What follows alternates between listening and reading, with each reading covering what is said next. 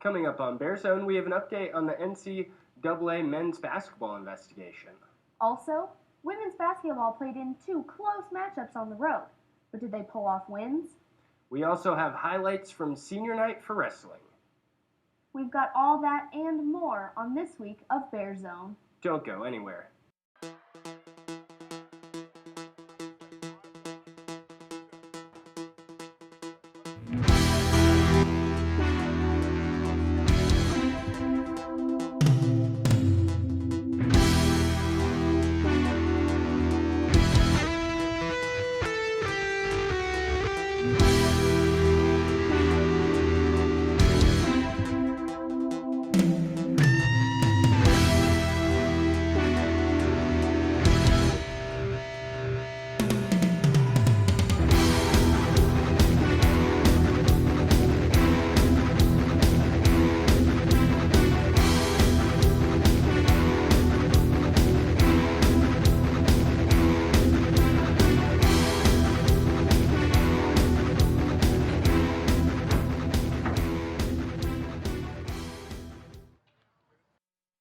After a year-long NCAA investigation, UNC President Kay Norton announced 9 allegations of misconduct against former men's basketball coaches at UNC. The allegations against the coaches included academic misconduct, improper financial inducements, and ethical violations involving not being truthful during the investigation. 8 of the 9 allegations are Level 1 violations, the most serious type. The other allegation is a Level 2 violation. Norton sent out an email to the entire campus Monday afternoon describing the allegations from the NCAA investigation. A 21-page document given to the university clearly identified 3 areas in which UNC's men's basketball program is alleged to have broken the rules. The first of the 3 areas was academic misconduct. Former UNC head coach B.J. Hill, former assistant coaches Ryan Martin, Sean Ellis, Logan Bean, and former graduate assistant Anthony Urisha were all accused of academic misconduct. The NCAA alleges each of the coaches completed academic work for prospective student athletes, which subsequently led them to enroll, practice, and compete ineligibly at UNC. The second of the 3 categories was improper financial inducements. The investigation alleges Hill, Bean, and former assistant coach Joel Davidson all knowingly supplied at least $7,000 in impermissible aid to pay for course fees and recruitment expenses. None of the money paid for courses at UNC. Finally, the report accused Martin and former assistant coach Eric Murphy of ethical violations by not being truthful during the investigation. The report accused Davidson of being uncooperative with the investigation by refusing to submit an interview or provide relevant information needed for the NCAA investigation. President Norton said the university accepted the allegations in the notice and immediately self-imposed several punishments. These punishments include a postseason ban for the current basketball season, a financial penalty of $5,000 plus 2% of the program's budget, a reduction of a total of 3 financial aid awards provided to the athletes until the 2018-2019 academic year, plus recruiting restrictions until the 2018-2019 academic year.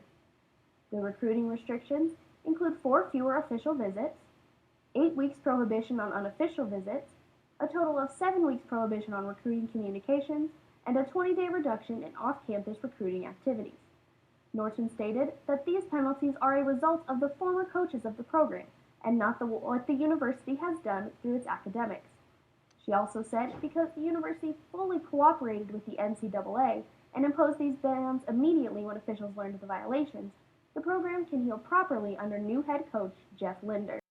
In spite of the seriousness of the allegations, the NCAA complimented UNC for exemplary cooperation through the investigation and said the university's cooperation should serve as a model of institutional cooperation. After a 3-game road swing, men's basketball returned home to the friendly confines of Butler Hancock. But getting back to home cooking didn't make enough difference. Thursday night pitted the Bears versus the Idaho Vandals. UNC came out slowly and couldn't recover. The Bears trailed by as many as 28 in the second half before they found some offense. DJ Miles led the comeback charge, scoring a game-high 30, but it wasn't enough as Idaho won 88-76. The loss was the third straight for UNC, but not to worry, as the Bears had another game Saturday. Full highlights of that game in just a bit. After suffering their first conference loss Saturday to North Dakota, women's basketball headed to Idaho for a date with the Vandals. The date went just as planned, with the Smiths leading the way. Courtney and Savannah combined for 46 points and 7 boards. The real story, though, was the Bears' lights-out three-point defense. Idaho shot a pathetic 23% from long range, helping the Bears secure a 71-67 win. To continue that win streak Saturday with a matchup versus Eastern Washington. Full highlights in just a bit. The men's basketball team looked to end its 3-game skid when Eastern Washington visited Greeley Saturday. The Bears came out firing, but just couldn't find the bottom of the net. UNC shot a meager 28% from the field, including 2 stretches combining for 15 minutes where they didn't even make 1 field goal. Jonah Radenbaugh had a team-high 38 minutes and added 10 points in the loss. On the other hand, Ty Gibson and Jacob Willie combined for 42 points for the Eagles. The final, Eastern Washington 70-44. The Bears didn't end their streak, but get another chance tonight against Weber State in Utah. The women's basketball team headed to Cheney, Washington in search of their second straight win. Unfortunately, Eastern Washington had other plans. Eagles junior Delaney Hodgins spoiled the Bears' trip, scoring 22 points on 9 field goals. The Bears couldn't combat the Eagles' high-scoring offense as they fell 67-61. Savannah Scott led UNC with 22 points, and Courtney Smith added 18. The loss gave the Bears their second Big Sky defeat, but UNC stayed on top of the standings as North Dakota fell too. UNC gets a chance to redeem themselves tonight against Weber State at Butler Hancock. Make sure to come out and support the Bears in their final 2 home games as they continue their road to Reno. Coming up after the break, we have the scoop on the baseball off-season signings. We'll be right back. Hey, I'm Anderson Cooper. As a parent, you want to make sure that your child knows how to deal with bullying when they see it happening. And chances are they want to help, but they don't really know how. Well, teach them that the best thing to do is calmly walk away, find a teacher or other adult, and speak up. And do your part. Be that adult they can talk to and trust will listen. Join me to help stop bullying. Go to stopbullying.gov to find out more. You sure you don't want some? It's chamomile.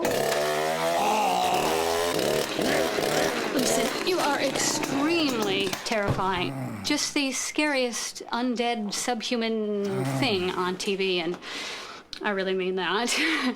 But I am worried that you could give my kids nightmares if they see you, so I'm gonna have to block you. So that's it. Oh, and tell the zombies they're blocked too.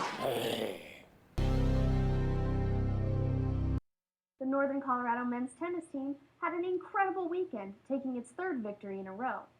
Friday, they played against the Montana Grizzlies, and Sunday against South Dakota State Jackrabbits. Both matches took place at Workout West in Greeley. They won 5-2 against Montana, even though they started by losing the first 3 doubles matches. They came back winning 5 out of 6 singles. The result against the South Dakota State Jackrabbits Sunday was the same, as the Bears won 5-2. That win improved their spring record to 3-4. Against South Dakota State, they won the 3 doubles by 7-6, 6-2, 6-3, and then 4 of the singles with wins by Kyle Pease, Alex Bakuftis, Hayden Kramer, and Augustin Lombardi. The Bears play again next Saturday, Sunday, and Monday at home against Creighton University, CSU Pueblo, and Southern Utah. The UNC Bears hockey team had a tough weekend against the CSU Rams Division III team, but still fought a tough fight. Friday's game at Epic Ice Arena in Fort Collins ended in a loss to the Rams 2-1, but UNC's Levi Weber scored his first goal as a Bear to tie up the game in the 3rd period. Saturday, the Greeley Ice House saw the final regular season home game for the Bears, who celebrated their seniors with a yellow out. Fans packed the house for a penalty-packed game and a goal by Cody Thompson, assisted by Ethan Hicks and Jay Franciscini. Then Weber scored his 2nd goal of the season in the 3rd period, assisted by Brian Brink. That came after the Rams scored late in the 2nd. As the tied game headed into overtime, the Bears fell to the Rams 3-2. Although the Bears had a tough weekend, they honored their seniors, and the fans look forward to regionals next weekend at the Ice House. Wednesday was an emotional and tough night for the Bears on the mat. The UNC wrestling team said goodbye to 4 senior wrestlers as they took on Wyoming. The only senior to bring home a win was Jack Cuck, the heavyweight. Cuck took an early lead in the first with a huge takedown, controlling most of the match. Cuck escaped in the third to seal the win. Other stellar performances came from Rico Montoya, 133 pounds, and Dylan Gable, 184 pounds. Montoya was the first Bear to put points on the board. The second period was Montoya's jam. After giving up 1 point, Montoya came back with a takedown, an escape, and the points kept adding up. Montoya won the match 10-2. The final outstanding performance came from the second to last wrestler of the night, Dylan Gable.